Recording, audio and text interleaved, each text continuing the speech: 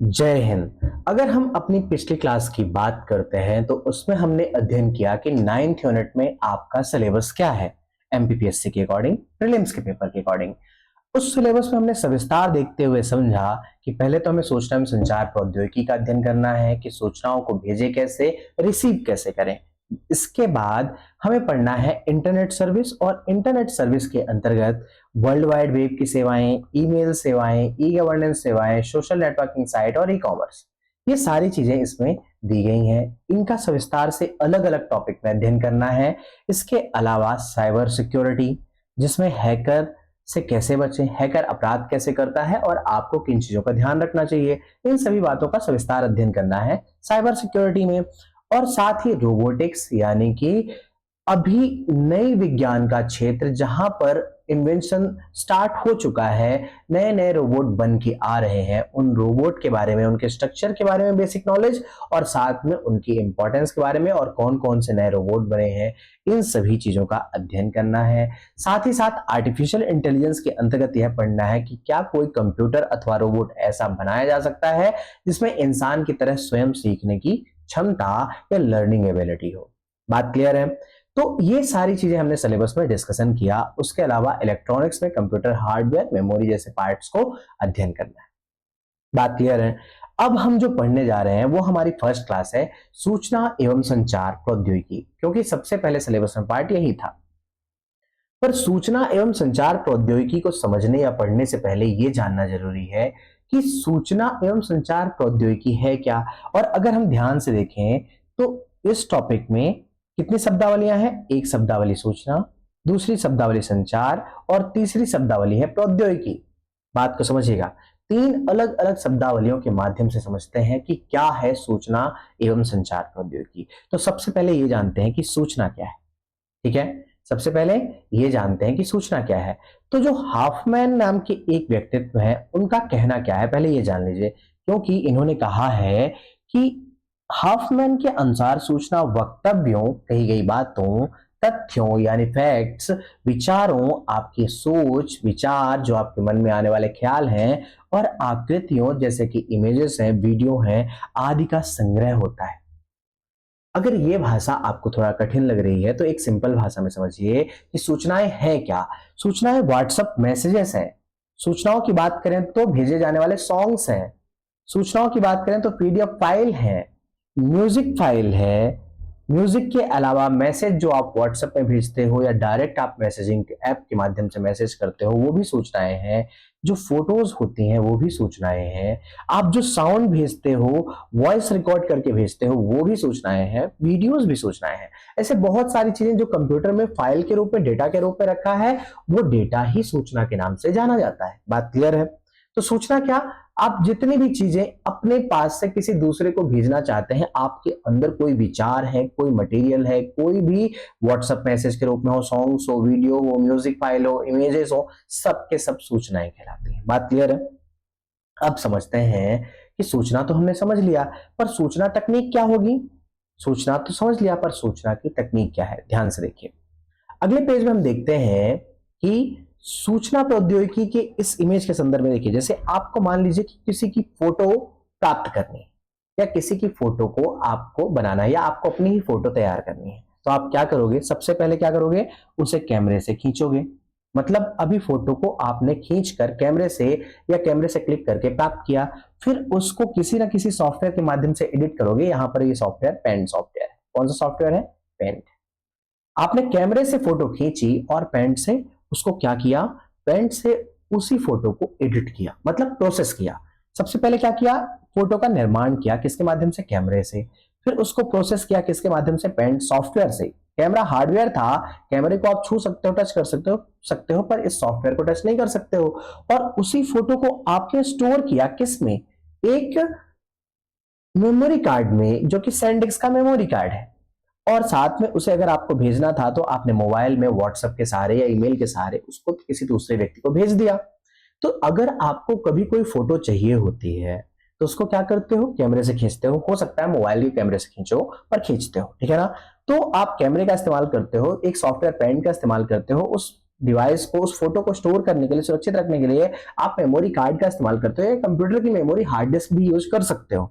मैं ये समझाना चाहता हूं कि जब कभी भी किसी प्रकार की सूचना को तैयार करने के लिए, उसको बनाने के लिए, उसको प्रोसेस करने के लिए, उसको भेजने के लिए और उसको सुरक्षित रखने के लिए, इन सभी चीजों के लिए जो तकनीकियां इस्तेमाल होती हैं, जैसे पहली तकनीक कैमरे का आपने इस्तेमाल किया, मोबाइल का कैमरा हो या डायरेक्टली एक कैमरा हो फोटो खींचने के लिए, ये भी सूचना तकनीकी है क्योंकि एक टेक्नोलॉजी है जो सूचना का निर्माण कर रही है। इसी सूचना को एडिट करना, इसी सूचना यानी इमेज को या फोटो को एडिट करने के लिए आपने पेंट सॉफ्टवेयर का इस्तेमाल किया, तो यह भी सूचना तकनीक है, सॉफ्टवेयर के रूप में है पर टेक्नोलॉजी है। अगर हम बात करते हैं डेटा को स्टोर करने का या फोटो को स्टोर करने का, तो आप कंप्यूटर के हार्ड डिस्क यूज कर सकते हो या मेमोरी कार्ड यूज कर सकते हो। तो जिन चीजों का आप सूचनाओं को स्टोर करने का उपयोग करते हो, वो सारी चीजें क्या होती हैं, सूचना प्रौद्योगिकी के अंतर्गत आती हैं। और साथ में उन सूचनाओं को सुरक्षित रखकर एक सही जगह पर सिक्योर कर रखने का काम मोबाइल करता है या कंप्यूटर कर सकता है, वो भी सूचना तकनीक के अंतर्गत आएगा। अर्थात यह भंडारण, प्रसंस्करण और डेटा एकत्र करने के उपयोग को संदर्भित करता है। अर्थात जो सूचनाएं हैं उनको भंडारित करने का, उनको तैयार करना, प्रसंस्करण करना यानी प्रोसेस करना या उनको एडिट करना और उनको एकत्र करके कहीं सुरक्षित रखना, उनका निर्माण करना, इसके लिए जितनी भी टेक्नोलॉजी आप यूज करते हो वो सभी टेक्नोलॉजी क्या कहलाती है, सूचना प्रौद्योगिकी कहलाती है। अर्थात सूचनाओं का निर्माण, प्रोसेस, स्टोर और भेजने के लिए जो तकनीकी इस्तेमाल होती है वो सूचना प्रौद्योगिकी है। बात क्लियर है? तो सविस्तार से इस टेक्नोलॉजी के बारे में हमें अध्ययन करना है। ये हार्डवेयर भी हो सकता है और सॉफ्टवेयर भी हो सकता है। जैसे अगर हम कैमरे की बात करें तो कैमरे को आप टच करोगे, छुओगे तो आप समझ जाओगे कि ये एक कैमरा है, फील कर पाओगे।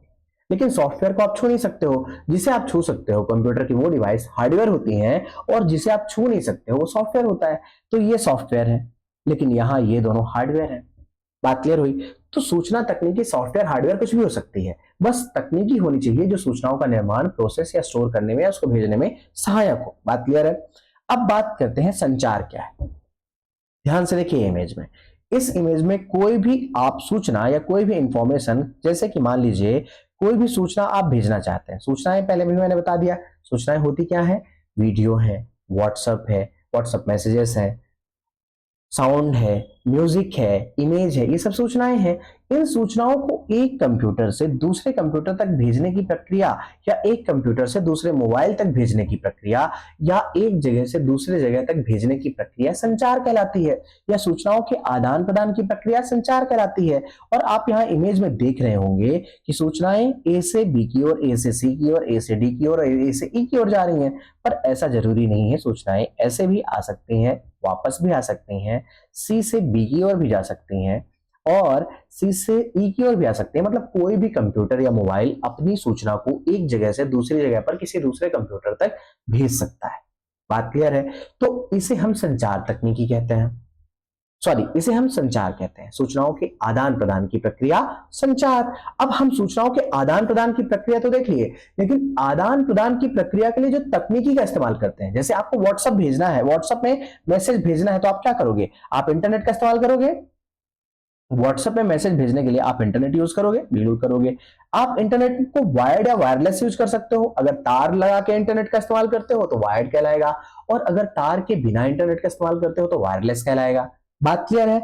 इसके अलावा अगर आप प्रकाशिक तंतुओं या ऑप्टिकल फाइबर का इस्तेमाल कर सकते हो जो सूचनाओं को भेजने में सहायता करती है। आगे चल के पढ़ेंगे कि क्या होती है, पर ऐसे जितनी भी तकनीकियां हैं, जैसे ऑप्टिकल फाइबर है, इंटरनेट स्वयं एक तकनीकी है।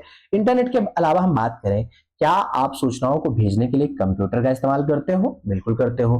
क्या आप सूचनाओं को आदान प्रदान करने के लिए मोबाइल का इस्तेमाल करते हो? बिल्कुल। व्हाट्सएप मैसेज आप मोबाइल से भेज सकते हो, ईमेल आप कंप्यूटर से भेज सकते हो। व्हाट्सएप वेब का इस्तेमाल करके आप स्वयं अपने कंप्यूटर से मैसेज को किसी भी व्हाट्सएप पे भेज सकते हो, किसी भी व्यक्ति के, किसी भी दोस्त के नंबर पे मैसेज कर सकते हो। तो ये सारी चीजें क्या है, तकनीकियां ही तो है। मोबाइल स्वयं एक तकनीक है, कंप्यूटर स्वयं एक तकनीक है, इंटरनेट एक तकनीक है, वायरलेस और वायर्ड या तार युक्त तार रहित संचार पद्धति ये स्वयं एक तकनीक है, जिनके बारे में हम नेक्स्ट कुछ पेजेस में अध्ययन करने वाले हैं। पर समझना यह है कि संचार करने के लिए जिन जिन तकनीकियों का इस्तेमाल होता है वो सभी संचार तकनीक के अंतर्गत आती हैं। तो सूचना क्या, जैसे व्हाट्सएप मैसेज, इमेजेस, वीडियो, ये सभी सूचनाएं हैं। इनको निर्माण करने, प्रोसेस करने, इनको क्या करने, निर्माण करने, प्रोसेस करने, स्टोर करने और भेजने के लिए जिन तकनीकी का इस्तेमाल होता है वो सूचना तकनीकी, और सूचनाओं के आदान प्रदान की प्रक्रिया, एक जगह से दूसरे जगह तक भेजने की प्रक्रिया संचार, और संचार के लिए उपयोग किए जाने वाली टेक्नोलॉजी संचार तकनीकी कहलाती है। बात क्लियर हो गया। सूचनाओं को भेजने वाली टेक्नोलॉजी क्या होगी, संचार टेक्नोलॉजी कहलाएगी।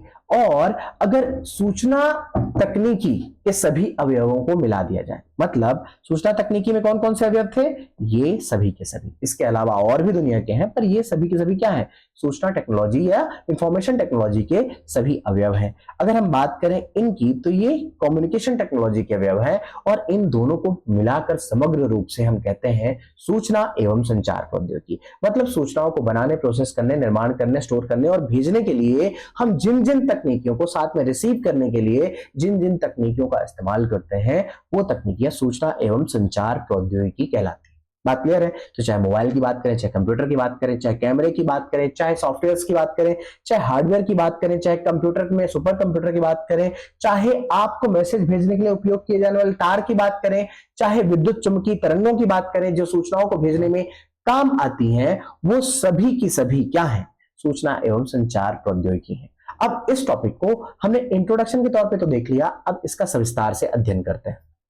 तो सबसे पहले हम पढ़ेंगे क्या कि संचार के तंत्र में सूचनाओं को संचार करना है, सूचनाओं को भेजना है। संचार मतलब एक जगह से दूसरी जगह तक भेजना। अब अगर सूचनाओं को आपको भेजना है तो उनको भेजने के लिए कौन कौन से अवयव शामिल होंगे, ध्यान से देखिए। तो सबसे पहला अवयव क्या है, किसी भी संचार प्रणाली में तीन महत्वपूर्ण तत्व होते हैं। तीन क्या होते हैं, महत्वपूर्ण तत्व होते हैं। पहला ट्रांसमीटर जो मैसेज को भेजता है। ट्रांसमीटर क्या काम करता है, मैसेज को भेजता है। जैसे आप इस इमेज में देख रहे हैं कि ये कंप्यूटर क्या कर रहा है, ये कंप्यूटर मैसेज को भेजने का काम कर रहा है। तो ट्रांसमीटर क्या, जो मैसेज को भेजे, रिसीवर क्या, जो मैसेज को रिसीव करे। बात क्लियर है, ट्रांसमीटर और रिसीवर। और तीसरी चीज है चैनल। चैनल क्या होता है, जो रास्ता प्रदान करे। तो ये जो रास्ता है उसे हम चैनल के नाम से जानते हैं। ये ट्रांसमीटर है, ट्रांसमीटर है, और ये रिसीवर है।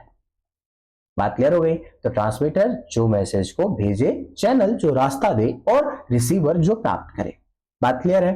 अब समझिएगा, फिर से एक बार इनको समझने की कोशिश करते हैं। यहां पर जो लिखा हुआ है कि संचार प्रणाली में ट्रांसमीटर सूचना को भेजता है, सूचना चैनल के माध्यम से जाती है, और रिसीवर सूचना को अभिग्रहित या प्राप्त करता है।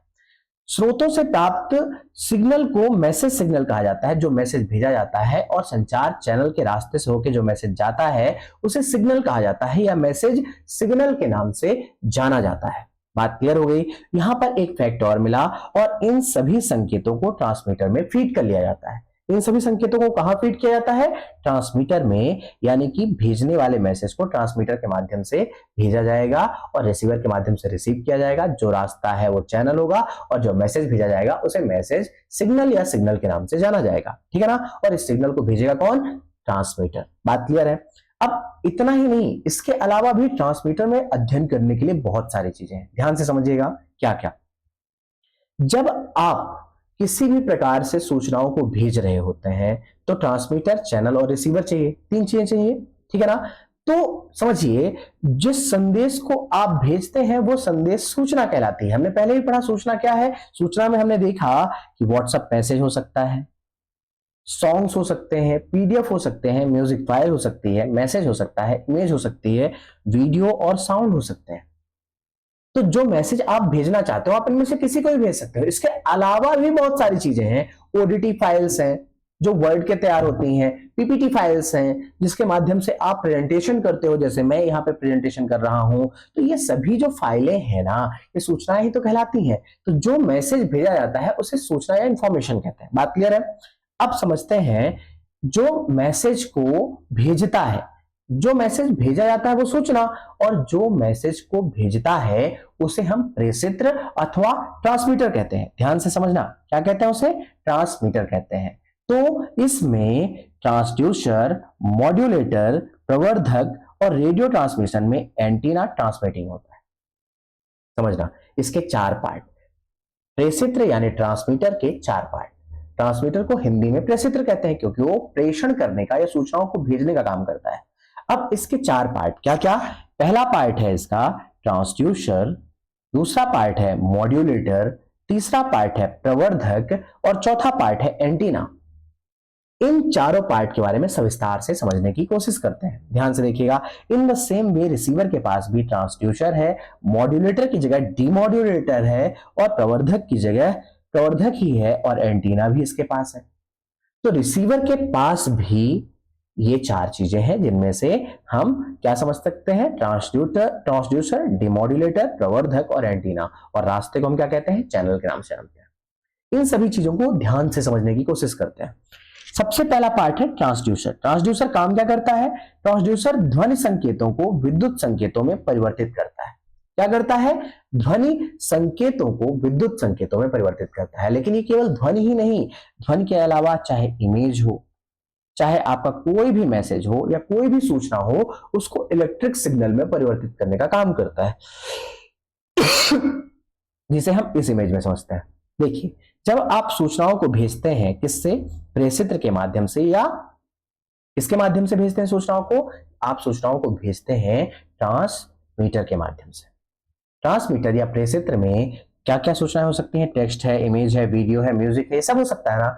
इन सभी चीजों को विद्युत सिग्नल में परिवर्तित करने की प्रक्रिया, ये सिग्नल कैसा है, इलेक्ट्रिक सिग्नल। ध्यान से समझिएगा, इलेक्ट्रिक सिग्नल हमेशा ऑन और ऑफ के रूप में होता है, जो 1 0 1 0 1 0 1 0 1 0 0 मतलब 0 और केवल 1 यानी बाइनरी नंबर पर ही सूचनाओं का संचार करता है। जब करंट दौड़ता है तो उसे हम 1 पढ़ते हैं, जब करंट नहीं दौड़ता है तो उसे हम 0 पढ़ते हैं। और इसी कारण ऑन को हमने 1 पढ़ा है, ऑफ को हमने 0 पढ़ा है, ऑन को हमने 1 पढ़ा है, ऑफ को हमने 0 पढ़ा है। तो ये डिजिटल सिग्नल कहलाता है। ये सिग्नल कैसा सॉरी, ये सिग्नल डिजिटल सिग्नल कहलाता है। और इस डिजिटल सिग्नल में या विद्युत सिग्नल में परिवर्तित करने की प्रक्रिया कौन करता है, सबसे पहले ट्रांसड्यूसर करता है। तो ट्रांसड्यूसर का काम क्या, ध्वनि संकेत हो, इमेज के संकेत हो और मैसेज हो, व्हाट्सएप हो, कुछ भी हो, इन सबको इलेक्ट्रिक सिग्नल में परिवर्तित करना। जैसे ये माइक लगा हुआ है और इस माइक से एक वायर नीचे से इस कंप्यूटर पे लगी हुई है जिसमें मैं वीडियो बना रहा हूं। तो अगर ये वायर जो अंदर से गया हुआ है, ध्यान से समझना, माइक लगा हुआ है, माइक मेरी ध्वनि को रिसीव कर रहा है और तार के माध्यम से कहां भेज रहा है, सामने वाले कंप्यूटर पे, और कंप्यूटर को बता रहा है कि मैं क्या बोल रहा हूं। तो ये माइक सिस्टम क्या कर रहा है, मेरे साउंड को जो आवाज के रूप में है उसको इलेक्ट्रिक सिग्नल के माध्यम से तार से भेज रहा है। तो ये कन्वर्ट करने की प्रक्रिया, मेरे साउंड के मैसेज को या साउंड या मेरी आवाज को इलेक्ट्रिक सिग्नल में परिवर्तित करने की जो प्रक्रिया करता है वो ट्रांसड्यूसर है। और एक ट्रांसड्यूसर पक्का इस माइक में लगा होगा जो मेरी आवाज को इलेक्ट्रिक सिग्नल में परिवर्तित कर रहा होगा। तो ट्रांसड्यूसर क्या, मैसेज को इलेक्ट्रिक सिग्नल या डिजिटल सिग्नल में परिवर्तित करने वाला। बात क्लियर है। और फिर आगे आता है अगला पार्ट, मॉड्यूलेटर। अब मॉड्यूलेटर का काम क्या, मॉड्यूलेटर का काम है उच्च आवृत्ति की रेडियो तरंगों के साथ विद्युत ऑडियो सिग्नल का मिश्रण करना। या सिंपल भाषा में समझें तो जो मॉड्यूलेटर है जिसका काम मॉडेम करता है, मॉडेम मॉड्यूलेटर का काम करता है।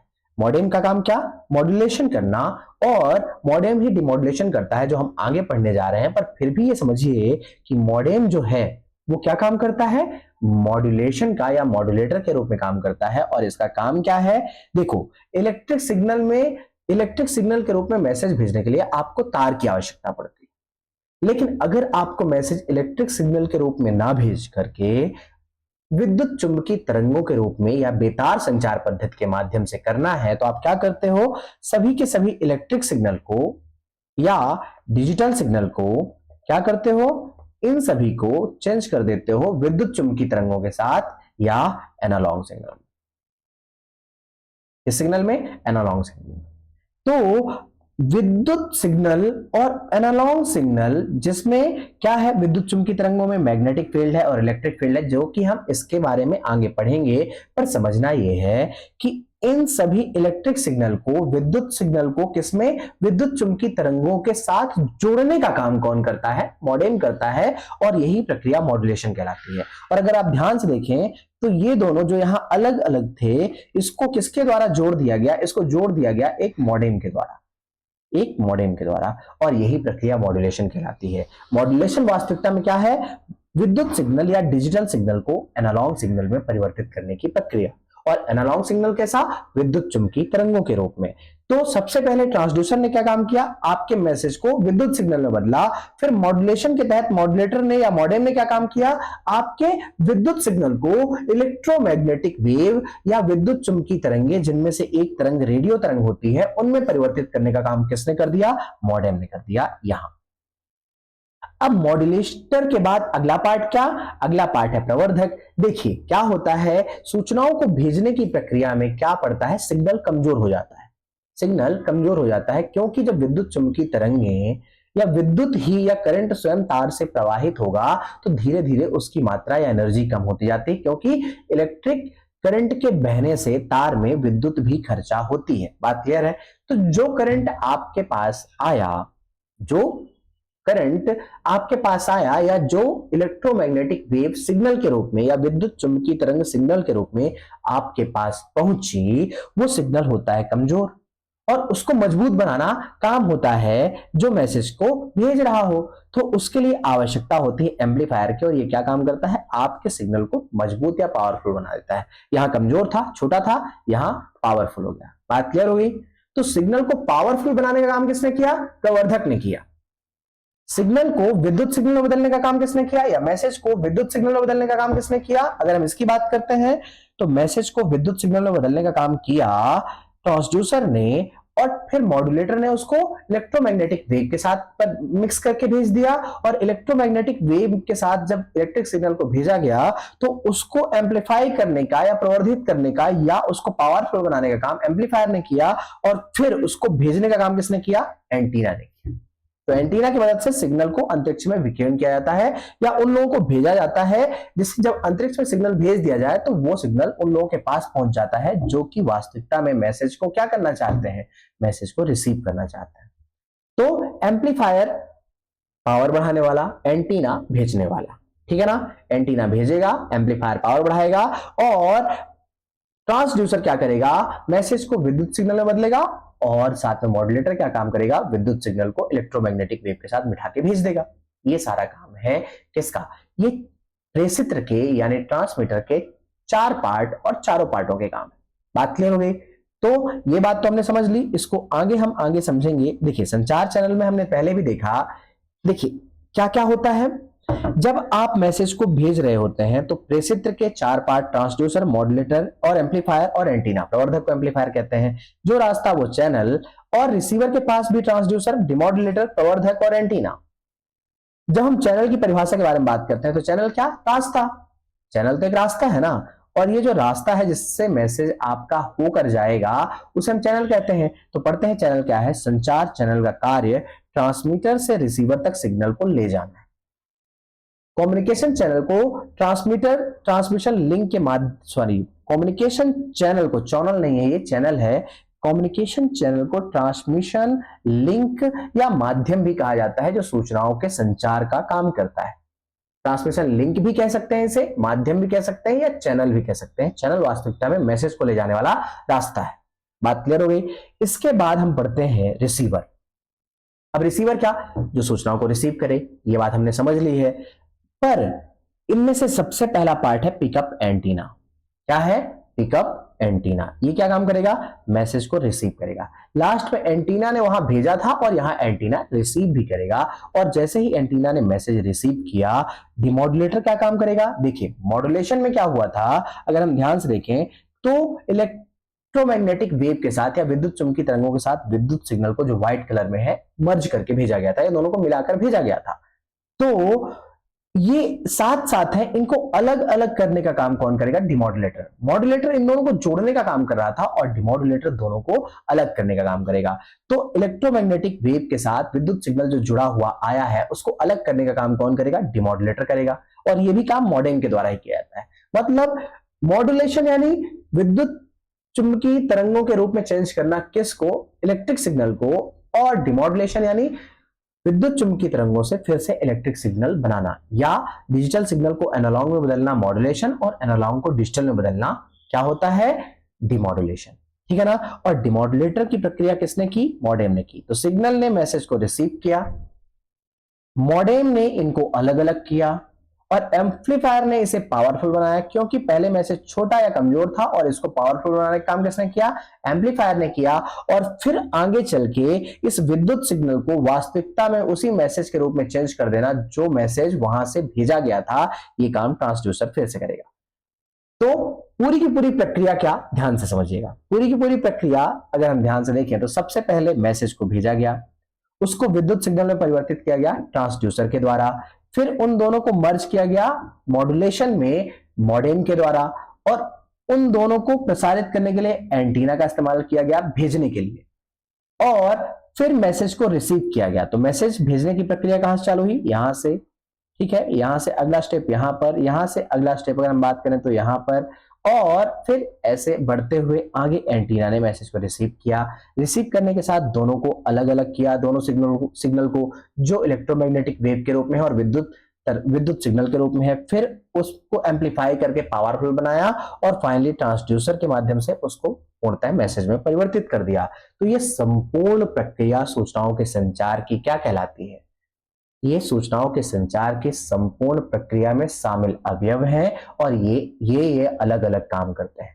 ट्रांसड्यूसर मैसेज को विद्युत सिग्नल में बदलता है, और उसके बाद मॉड्यूलेटर विद्युत सिग्नल को इलेक्ट्रोमैग्नेटिक वेव के साथ जोड़ देता है, और उसको भेजने के लिए एंटीना काम करता है, इसको पावरफुल बनाने के लिए एम्पलीफायर काम करता है, फिर एंटीना ही रिसीव करता है, और इन दोनों सिग्नल को अलग किया जाता है जो इलेक्ट्रोमैग्नेटिक वेव और विद्युत चुंबकीय तरंगों के साथ साथ इलेक्ट्रिक सिग्नल के रूप में है, और फिर आपके इलेक्ट्रिक सिग्नल को पावरफुल बनाया जाता है, और लास्ट में आपका जो फाइनल मैसेज है उसको परिवर्तित करने का काम ट्रांसड्यूसर के द्वारा किया जाता है। तो ये संपूर्ण प्रक्रिया आपके सूचनाओं के संचार की थी, और इसमें हमने अध्ययन किया कि सूचनाओं को संचरित करने के लिए या सूचनाओं को एक जगह से दूसरी जगह तक भेजने के लिए कौन कौन से अवयव सविस्तार रूप में शामिल हैं, और इन सभी अवयवों को हमने यहां पर ध्यान से देखा। ट्रांसड्यूसर, मॉड्यूलेटर, प्रवर्धक और एंटीना, और ये सब मिलकर के क्या है, ये सब मिलकर प्रेषित्र है, चैनल रास्ता है, और रिसीव करने में फिर से ट्रांसड्यूसर, डिमॉड्यूलेटर, प्रवर्धक और एंटीना जो रिसीव करते हैं मैसेज को, और ये संपूर्ण प्रक्रिया सूचनाओं का संचार कहलाती है। पढ़ते रहिए, मदमस्त रहिए। जय हिंद, धन्यवाद।